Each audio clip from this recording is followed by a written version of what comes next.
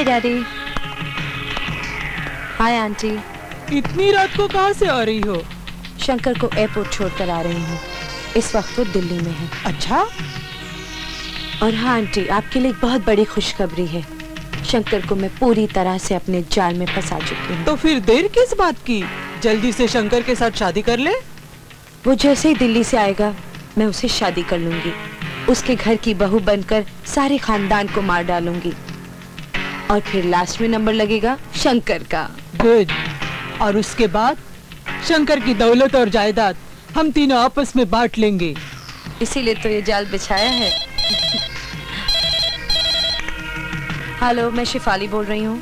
Madam, hotel hello hello के room number 3 में पहुंचिए। Okay, मैं पहुँच रही हूँ। अब कहाँ जा रही हो?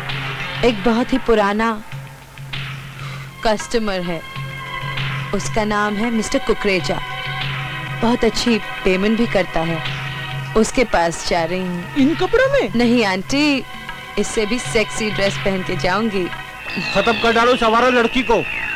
मैं नहीं चाहता कि मेरे मंदिर जैसे घर में वो बच्चलन लड़की बहू बनकर आए। और कुछ बोलना है साहब? मेरा एक पुराना दोस्त है मिस्टर कुकरेजा, जिसने मुझे उस लड़की के बारे में सब कुछ बताया है और उसका फोन नंबर भी दिया है। मैंने कुकरेजा बनकर उसे फोन करके होटल हेलो हेलो में बुलाया है। तुम एक काम करो, उसे रास्ते में ही घेर लो। आगे तुम्हें क्या करना है तुम अच्छी तरह से जानते हो। ठीक है साहब, आपका काम हो जाएगा।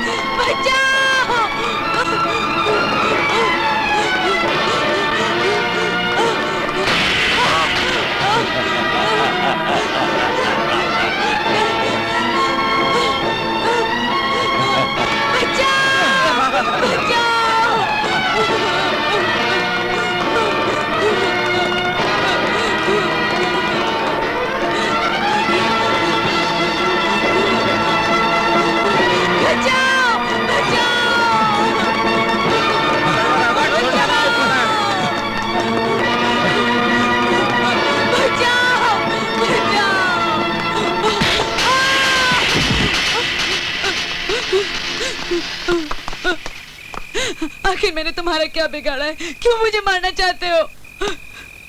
क्योंकि शंकर के पिता ये नहीं चाहते थे कि तू शंकर से शादी करे, इसलिए उसने हमें 5 लाख दिए तुझे मारने के लिए। मैं तुम लोगों को 10 लाख रुपए दूंगी। 5 लाख मुझे छोड़ने के और 5 लाख शंकर के बाप को मारने के। मैं कुत्ता हूँ, कुत्ता। कुत्ता अपने मालिक से बेईमानी नहीं करेगा। अपने दुश्मन के साथ क्या करेगा वो बताता हूँ। नहीं, नहीं। अब ठाकुर साहब का काम करना बाकी है।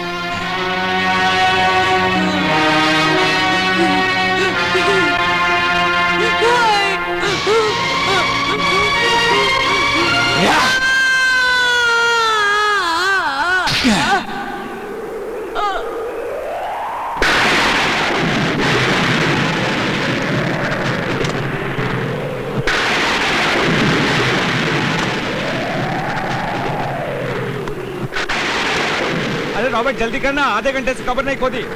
कोई आ जाएगा साला। जल्दी कर, जल्दी। हाँ।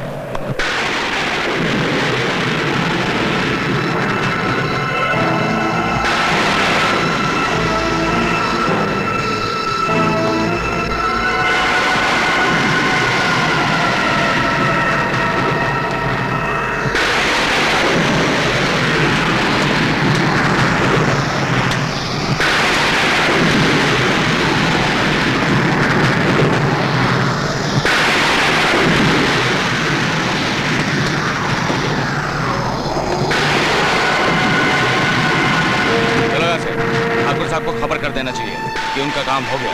चलो।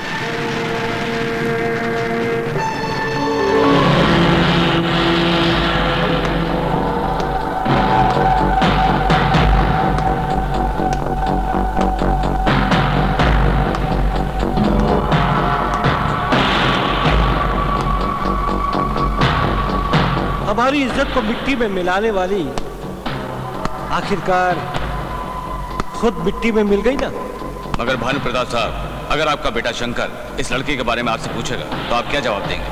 वो हमसे कभी नहीं पूछेगा, क्योंकि उसे मालूम नहीं है कि हमें शंकर शेफाली के रोमांस और शादी के बारे में सब कुछ मालूम है। अगर फिर भी उसे शक हो गया तो?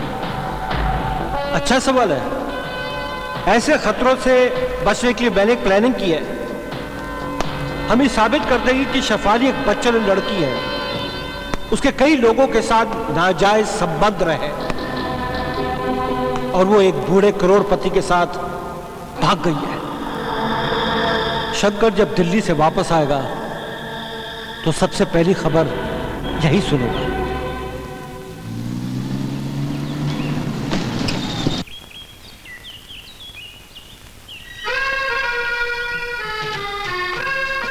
रॉबर्ट, सामान लेके आ जाना।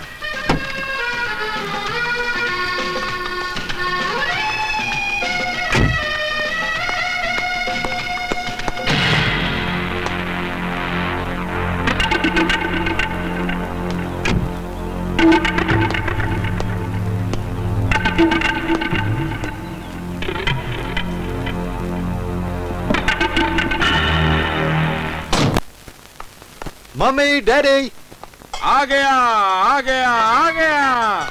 इस घर का उजाला आ गया जो अपने माता पिता की आंखों का तारा है, दादा दादी का दुल्हारा है और अपनी बहन को इस दुनिया में सबसे ज्यादा प्यारा है। वो तो सब ठीक है जॉनी, लेकिन तुमने अपने बारे में नहीं बताया कि तुम मुझे कितना चाहते हो। अरे जिस तरह से एक हॉरर फिल्म की भूतनी शमशान से प्यार करती है और भूत कब्रिस्तान से, उसी तरह से इस घर का बावर्ची जितना नमक से प्यार करता है उतना ही आपसे प्यार करता है। नमक से?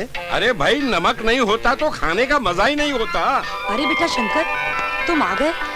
अच्छा ये बताओ, तुम दिल्ली जिस काम से गए थे वो काम हो गया ना? अरे हो गया माँ, सब ठीक ठाक हो गया।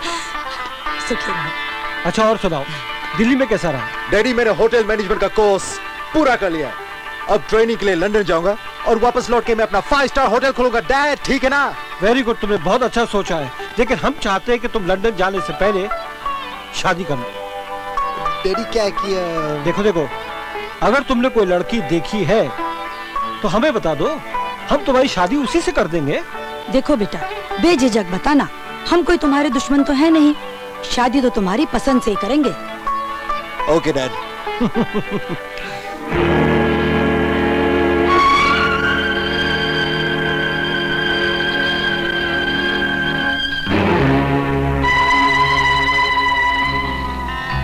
हाँ डैड, कैसी लगी आपको आपकी होने वाली बहू?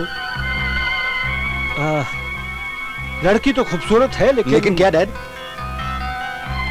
बेटा अगर मैं कुछ कहूंगा तो बुरा तो अरे नहीं नो प्रॉब्लम डैड, बोलिए। ये लड़की सिगरेट के खूबसूरत पैकेट की तरह है, जिसमें पड़ा हुआ तंबाकू जहरीला तो होता है, जिसका धुआं मजा तो देता है, लेकिन कैंसर जैसी भयानक सजा भी देता है। डैडी, छोटे सरकार, छोटा मुंह बड़ी बात, चाहे मारो घूसा चाहे मारो लात, मगर मैं ये बात कह के रहूंगा कि ये लड़की आपके काबिल नहीं। क्या बकवास कर रहे हो जॉनी?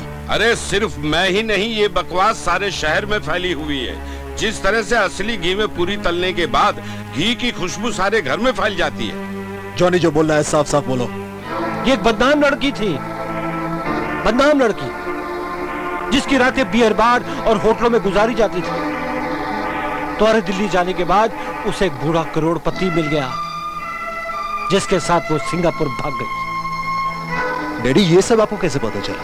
बेटे, रोटी अगर जलेगी तो शायद किसी को पता न चले, लेकिन अगर एक बूढ़े बाप की इज्जत सारे आम नीलाम कर दी जाए ना, तो क्या हमें पता नहीं चलेगा बेटे?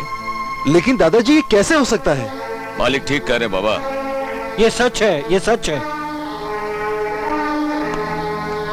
जिस दिन से शेफाली अपने यार के साथ भागी है, उसका बाप शर्म के मारे किसी को मुंह नहीं दिखा सकता। दिन रात बंद कमरे में रोता रहता है। भैया वो तो अच्छा हुआ वो इस घर में बहू बनकर नहीं आई, वरना ये घर नाइट क्लब बन जाता। और यहाँ आकर वो हमारे बुढ़ापे को भी दागदार कर डालती। ये सब होने के बाद भी अगर वो अपने यार के साथ भागी ना होती और तुम मुझसे चाहते तो मैं तुम्हारी शादी उसके साथ करा देता। खैर, जो होना था सो तो हो गया।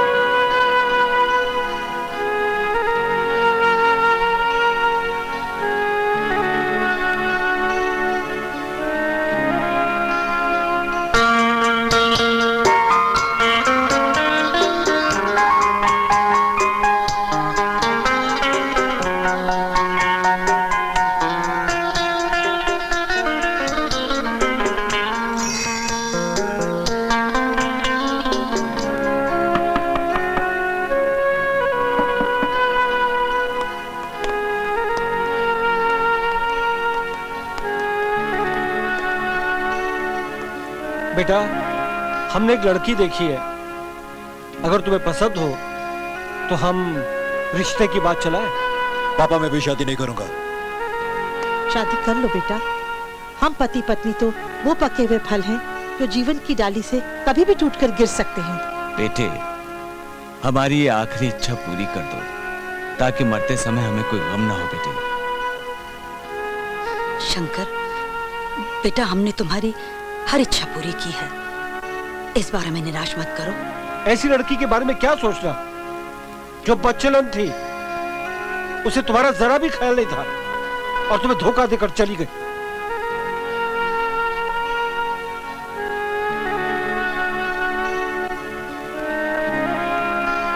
ठीक है शेफाली, मैं तुमसे प्यार जरूर करता था, मगर तुम मेरी दुल्हन बनने के काबिल नहीं। मैं शादी के लिए तैयार हूं डैडी।